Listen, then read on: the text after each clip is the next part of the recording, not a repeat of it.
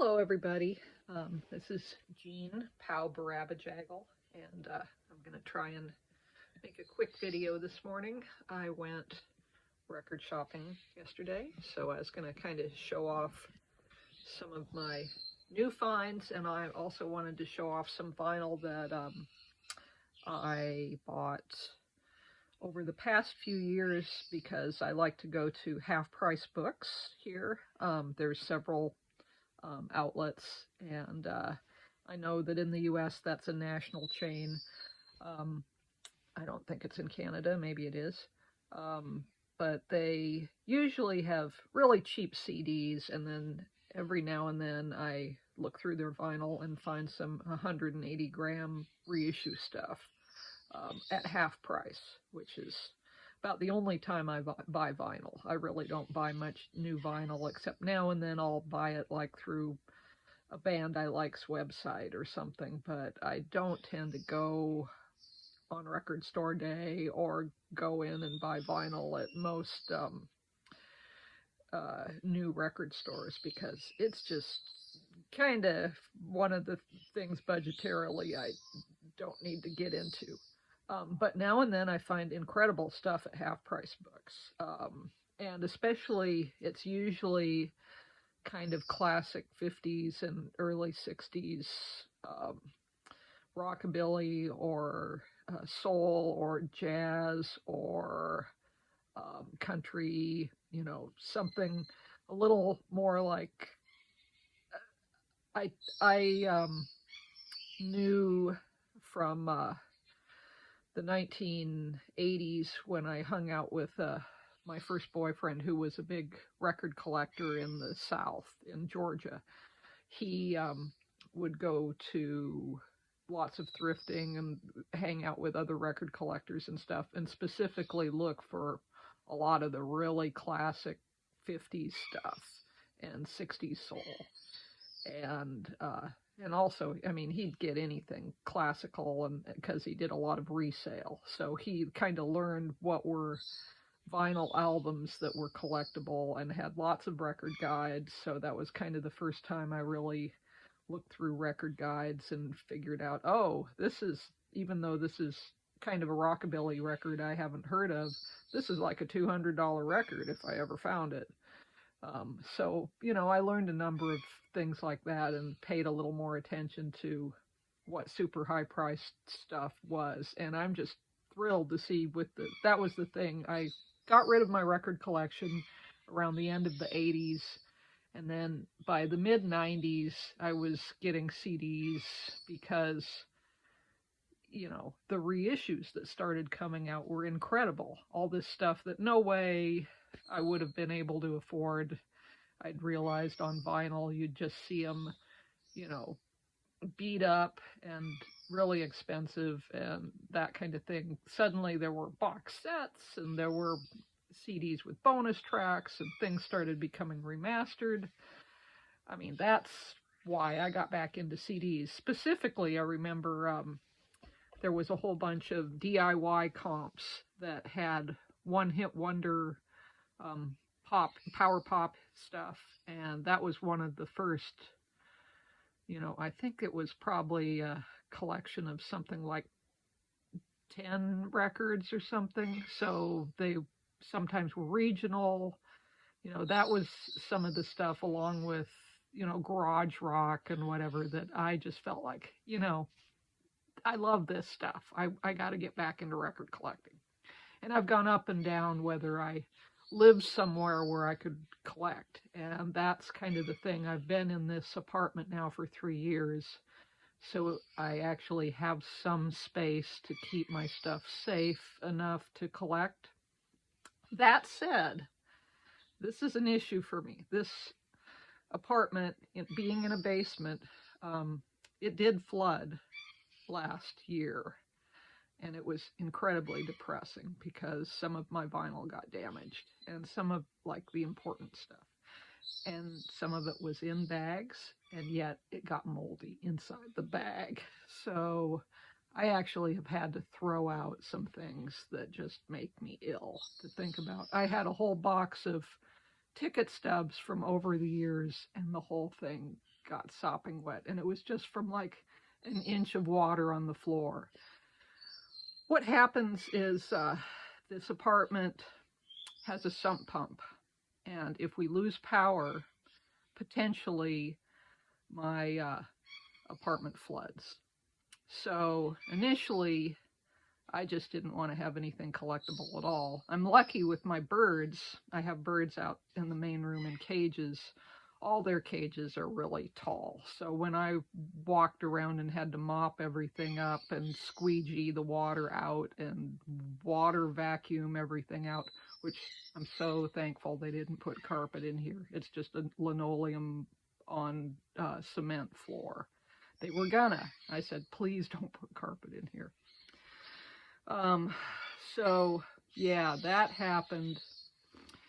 It was so depressing that it took me a while to go through all the stuff to figure out what exactly I lost and what I didn't. So sometime I'm going to show you like my autograph stuff, and most of that survived. A couple things didn't, and I was kind of lucky in that the things that survived were the rare things, like my Ray Davies signed album, and you know, my all of the Ramones signed rock and roll high school soundtrack, and a few things that, you know, they were important to me because, you know, I met somebody and then I don't have that anymore. But this is the thing. It's all material goods, and you have to get to the point where you just say, okay, your material goods aren't that important, really. My birds are fine, I'm fine, but flooding blows, especially when in here now and then it seems like I have to fight mold again, or I have to fight humidity again or something. It's like, oh God. That's why I'm not that keen on collecting vinyl, because compared to the CDs, it seems to, you know, be more prone to being damaged. Okay, so that was the depressing part of the video. Now here's the less depressing part. I went and got some stuff at Half Price Books. I want to show you that, and I want to show you some of the cool reissued vinyl that I've gotten in the past few years from Half Price, because it just blows my mind that I got these. They're so cool. Okay, and then I'll show you kind of along the same lines my vinyl that's more 50s, rootsy, rockabilly, blues stuff. The classic guys. And I'm always looking for this kind of stuff, but it's the kind of stuff you normally don't see at the thrift store. You are amazed when you see it at the thrift store, and then if it's in any kind of decent condition, wow. Okay, let's look at records. So what I got the other day, also I'm going to start with CDs. I got this Thelonious Monk album at Half Price Books. That was the other thing. Half Price Books just raised their prices on used CDs, so that's a bummer for me. This was $5.99, but I'm really thrilled to get this Thelonious Monk Plays Duke Ellington CD for $5.99. You know, I'm not that big of a jazz collector. I still, you know, jazz takes more effort for me to listen to. It's not one of the kind of things that I'm more of a pop person, you know, pop rock, 60s rock, 70s rock. But I appreciate learning about it, listening to it now and then. I just am slow to connect. But I try to get that, and I try to expand my horizons and appreciate it. And I know people who were really influential to people I've, you know, been into, so I want to try more. And I got Nick Drake's Brighter Later, which I've had before. I love this album. Last time I had this on CD, it was really, I think it got smashed or something. The cover did. So when I saw a really nice Island Records copy for $5.99. I said, that's coming home with me today. For $1 there, I got 10,000 Maniacs, Love Amongst the Ruins, which is the first album after Natalie Merchant left. I don't know the stuff after she left, and I've got a friend in Massachusetts who goes and sees them every time they play. He thinks the more recent vocalist, let me get her name right, I think it's Mary. She's now been with them for years, of course, but I don't know anything past Natalie Merchant, and I really like the stuff with Natalie. I like Natalie's first few solo albums. Okay, Mary, where are we? Mary Ramsey. So this will be good for me to finally check this album out because I've never owned it.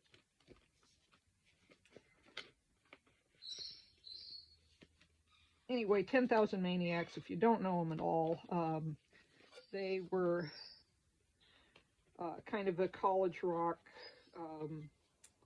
band who got famous in the late 80s, early 90s, along with REM and a bunch of the other alternative bands that were kind of breaking through. Unlike their name, they're not that crazy a band. They're a very mellow band. But Natalie Merchant was a great writer, very politically, socially inclined. So I don't really know what path they kind of took after that. And Natalie Merchant also has a really unique voice, so we'll see.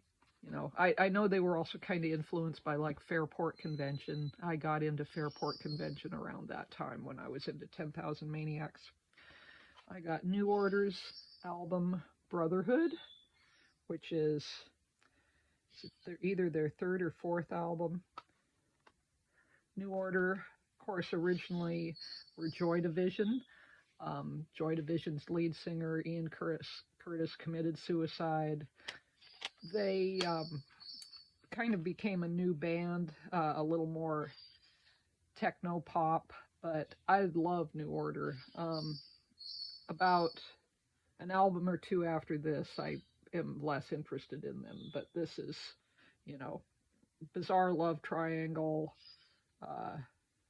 There's great songs on here. I remember this being an album I used to play all the time, and I haven't had it in a while. So for $5.99, I'll take that one too.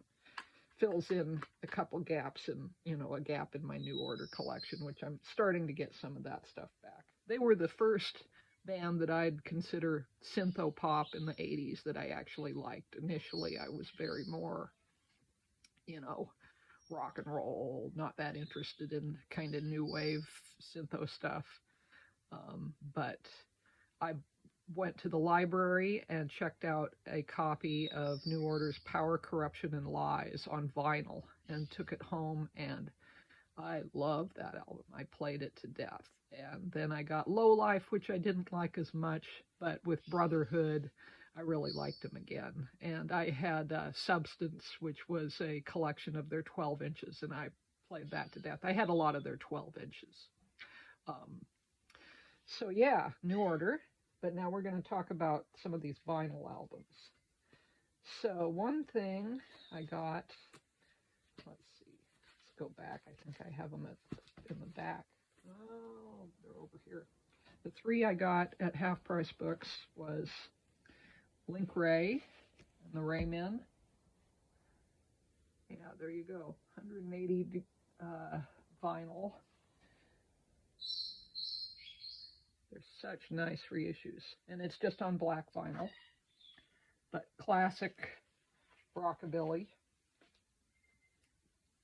And since I'm talking more about guitars lately, Link Ray is playing a Longhorn Dan Electro, which, is one of those guitars that Dwayne Eddy was really into because you could, they made a 6-string bass, and that's how he got that, low, twangy sound was the 6-string bass. But here Link Ray's playing one.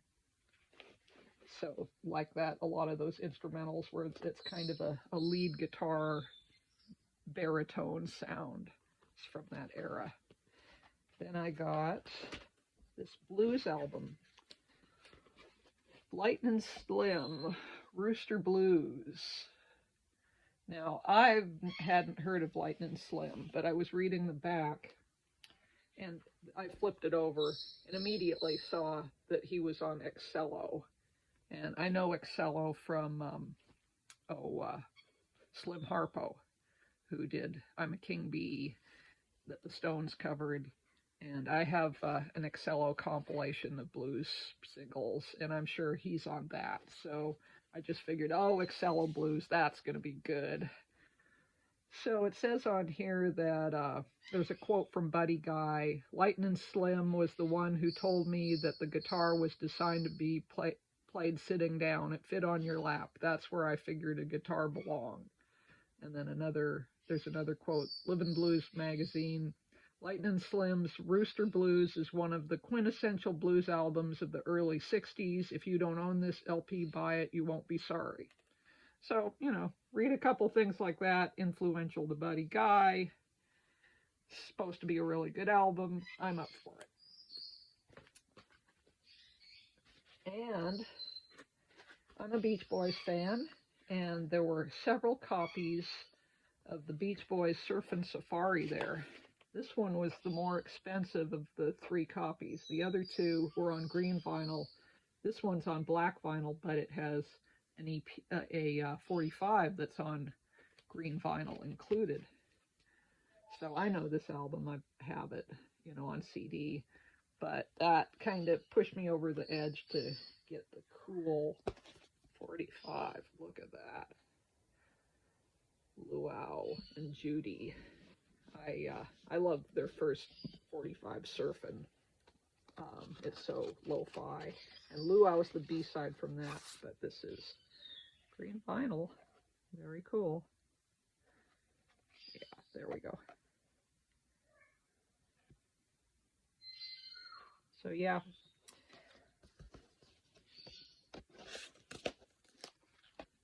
And like I said, those were all half off, sealed, which is great. So then, if you want to see some of the other things I've gotten in the past, I have little Junior Parker's driving wheel with his car there. Another great reissue. And that's the thing for me is I always need to look up when some of these albums are, because as you get into the older stuff from the early 60s and 50s, they're not dated like every single modern album tends to be. And I have The Impressions, Keep on Pushing, another great cover, great reissue. I really like Curtis Mayfield, and of course this was his the 60s soul band he was first involved with. I have a bunch of big comps of Curtis Mayfield and CD collections, but I don't have much on vinyl, and that's a great vinyl album to get. Then Brownie McGee, Traditional Blues, Volume 1. So there you go. Another cool reissue. Early 60s folk blues. And John Lee Hooker. I'm John Lee Hooker. So one of his first albums. I find his discography really difficult to get a handle on because he jumped to so many labels, but this is VJ, which is the main label I know him for, but he actually pretty much would, like lots of people at the time, would go to whatever labels he could get something put out on and maybe change his name a little or something like that. So this is a super early one. I think this is his first VJ album. I can see he's playing an Epiphone guitar on it. Pretty cool. It's got an Epiphone E there, and it's got an old style headstock. So yeah, this is the one looks like, that had the boiler room cover or whatever, where it didn't even have a picture of him. Sometimes you see that on a lot of those early reissues. They have kind of weird art on the front rather than a photo of the artist. Here's my Larry Williams album that I got. So all these classic rock and roll songs. Of course, Dizzy Miss Lizzie, Boney Maroney, Short Fat Fanny. So classic rock and roll on Specialty, which was also Little Richard's label. I was so thrilled when I found this. Yeah, really a fun reissue. Played this a lot. Lordy Miss Claudie, Little Richard style stuff. And this one, I knew this was really expensive record originally. Johnny Burnett and the Rock and Roll Trio.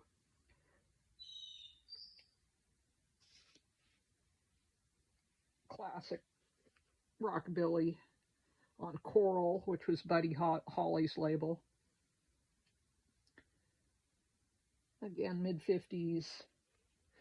Johnny Burnett then went on to have a solo career after the Rock and Roll Trio that was a little more pop. This is like, real rockabilly. And anytime I find Everly Brothers records, I pick them up. So Everly Brothers, Both Sides of the Evening, has the dancing side and the dreaming side.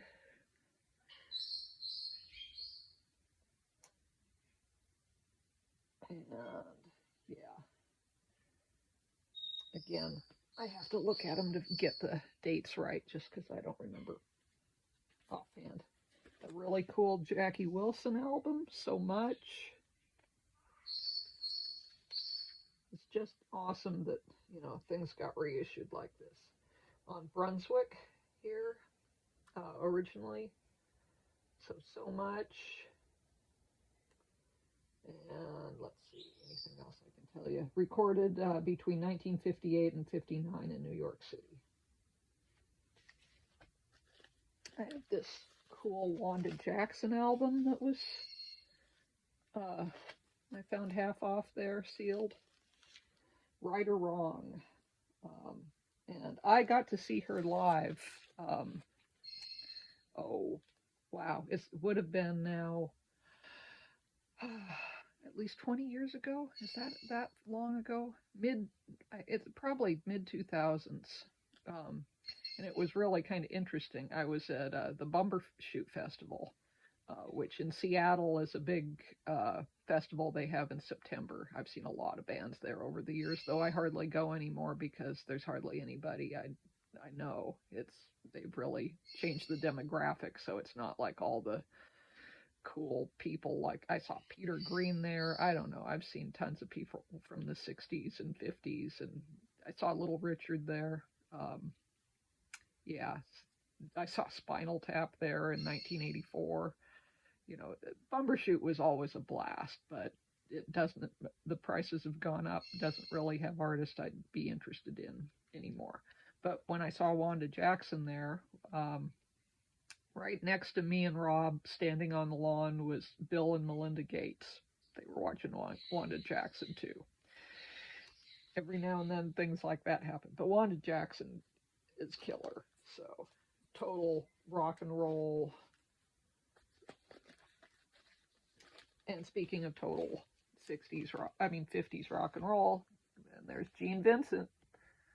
This Gene Vincent album, The Crazy Beat of, just great. These used to be so expensive too, as far as original vinyl. And I found a second one that same day there at Half Price Books, Blue Jean Bop. Who Slapped Johns on this? Just Blue Jean Bop, of course. So really good rockabilly. So those were my 180 gram vinyl finds from then, and then kind of a lot of the stuff I have that are reissues or actually originals in the same vein. I'll share with you. This will include some country and some bluegrass and who knows what all. But here's a good one, a reissue of Have Guitar Will Travel by Bo Diddley. I remember seeing the original of this up on the wall of a record store, and I always thought it was the coolest. Bo Diddley on his scooter in the 60s, and he's got his rectangular Gretsch guitar with his red coat. I mean, doesn't get cooler than that. So, yeah, there, Bo Diddley. And also somewhere I have a very infamous original Bo Diddley album, Surfing with Bo Diddley. Like, you know, they couldn't even get him on the cover for something called Surfing with Bo Diddley. Who knows if he even knew that and somebody wrote all over it, but who knows if he even authorized this. Probably came out and he went, what?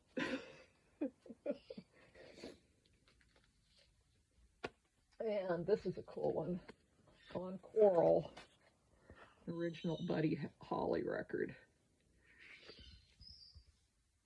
It's got Peggy Sue, Ready Teddy, Every Day, Words of Love, Ray Vaughan. I mean, classic. On Coral. Here's a couple more John Lee Hooker albums I have. The Great Blues Sounds of John Lee Hooker. That's not John Lee Hooker. Yeah, on United Records. So it was one of those that, you know, is kind of more one of the side labels. You can see this Howlin' Wolf album. You know, this is kind of when people were jumping to other labels so they could probably get some money, and then I think it's like Prestige or something that originally recorded some of those artists. John Lee Hooker live at Soledad Prison. Again, it's not something that I can see the date on it right off. This is a Thurston Harris compilation of his stuff from Aladdin. I went on a trip to Boston and found a lot of these records when I was record shopping in Boston. So, Little Bitty Pretty One, you know, really great rock and roll. But Aladdin, I learned when I lived in Athens, Georgia, that is a label you always look for. 45s with Aladdin on it, because they're going to be good. So,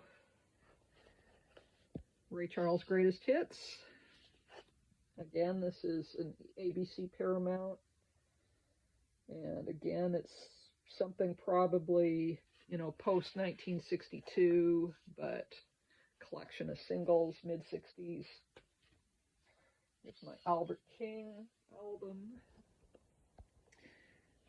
Albert King famously played a Gibson Flying V, which lots of people think of that as a metal guitar, but it was the Albert King blues guitar. So again, great blues. Here's a B.B. King album I have. This is again on United, where it's got those other albums like the John Lee Hooker one did. So kind of, you know, some tapes that weren't on the major label.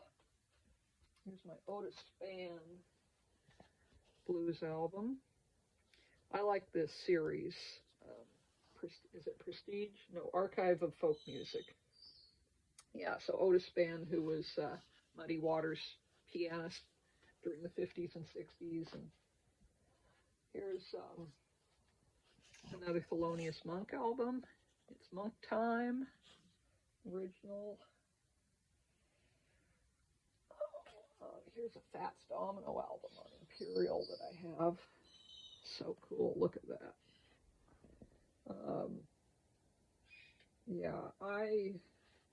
Those were some of my first rock and roll 45s I had were Imperial Fats Domino 45s.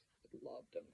He always makes good records. I have a bunch of compilations of him too. Charles Brown. This is a reissue. Drifting Blues.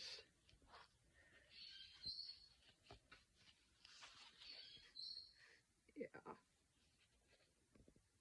I have a couple Charles Brown records, but a lot of them, I think one of them I have was just kind of re-recorded stuff. I try and get like the original 45s. Here's a Fats Domino double compilation from the 70s, early 80s. But this is all the, the classic singles. There was a period in the 70s, around American Graffiti where a lot of compilations come from them, then like Chuck Berry's 2 Golden Decade double greatest hits. So I think that's from around then. Cab Calloway collection. So some jump kind of jazz stuff. Here's another Junior Parker album, though this is an original on Duke. Duke's a cool label. Look at that. Always pick up stuff on Duke. Joe Liggins, Honey Dripper. That I found in Boston on Mercury. Super cool. So I knew this from collecting the Jay Giles band. Jay Giles and the rest of the band did a couple of tracks with Buddy Guy and Junior Wells in, I think it's 1971 or 72, and there was a cover of Joe Liggins' Honey Dripper as part of those sessions. So I found the original album, which again, I need to look up to tell you when that is. 50s, probably. And then Bluebird is, a label that a lot of country 78s are on. So when I see collections that cover, the 40s or whatever, those sorts of things, I like to pick them up. This is a double. Of Bill Boyd, who I don't really know other than I'm assuming he's more like a Western 40s, 30s era Bluebird artist. But lots of times I'm kind of looking for labels that I know. Patsy Cline. Nice Patsy Cline portrait album.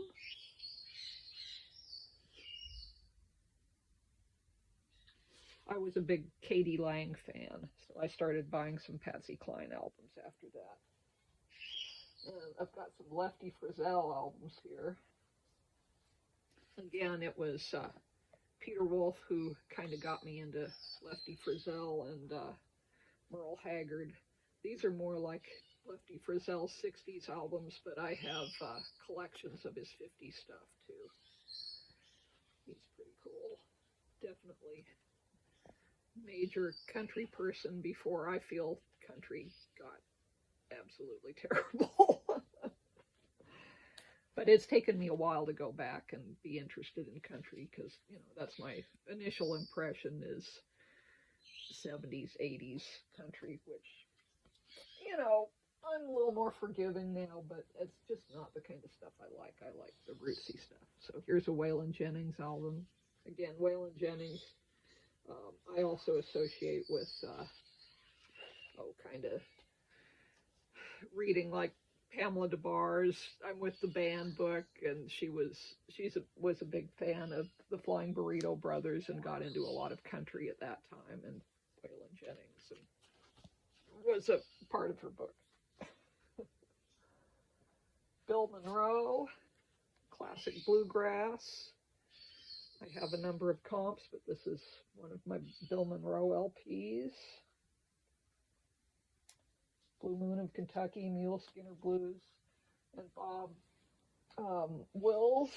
Again, when I started buying Merle Haggard albums, I got his tribute to Bob Wills album, and that was really interesting to learn about. That I think he had a stroke, and to help him out because he was a childhood hero of Merle Haggard's.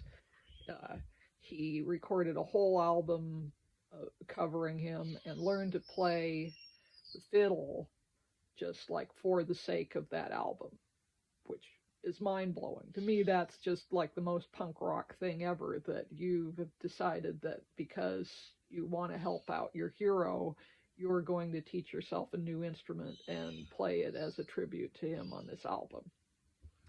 And that's early 70s album. I think it's called like For the Best Damn Fiddle Player Ever or something. And it really helped kind of repopularize Bob Wills. So this is that album. Because he went through periods of time where he was less popular. And a Hank Snow album. Again, 50s country. I got a bunch of those CDs they put out that were, like certain years of Time Life, where there was an R&B series, there was a pop series, there was a rhythm and blues series, and it was, the top 20 songs from 1955 or whatever. So I got a bunch of those of the country artists, and that really helped me get familiar with the different people during the 50s I liked in country, and the different people I liked in soul and R&B. And so Hank Snow. And this is cool. Here's classic Rockabilly too. The soundtrack to the album Rock, Rock, Rock from the mid-50s, which features the Moonglows, Chuck Berry, and the Flamingos. So classic doo-wop and Chuck Berry. And I've never seen this movie. I'll have to see it. I've seen Girl Can't Help It. And I think I saw Blackboard Jungle at some point. So yeah, that was cool. I found that in Boston. Okay, that's my little vinyl show and tell and other things I found at Half Price Books. Have a good day, guys.